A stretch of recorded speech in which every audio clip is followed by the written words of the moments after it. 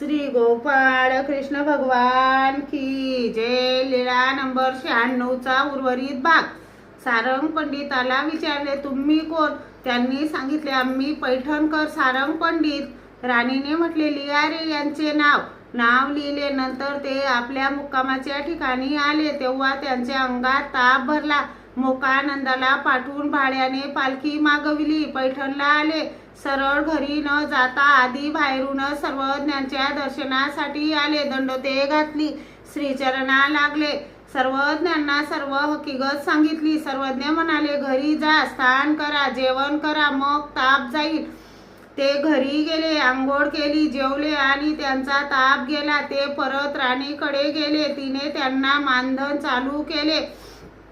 60 आसू, एक दुभती म्हैस इतके इनाम घेऊन घरी आले। स्नान केले, झोपले। दुसऱ्या दिवशी सर्वज्ञांच्या दर्शनाला आले।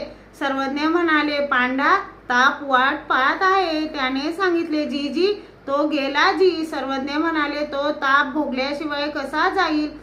सारंग पंडितांनी म्हटले, हो जी, तरी मला ताप येथेच यावा। आणि त्यांना ताप भरला। सर्वज्ञांचा उचिष्ट प्रसाद, ते पथ्य आणि चरणोदक, ते गरम पाणी असे औषध पाणी घेतले।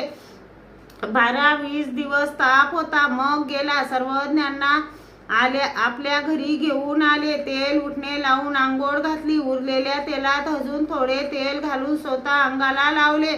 उरलेल्या पाण्यात पुन्हा पाणी टाकून त्या पाण्याने आपण आंघोळ केली। जेवणाची ताटे केली।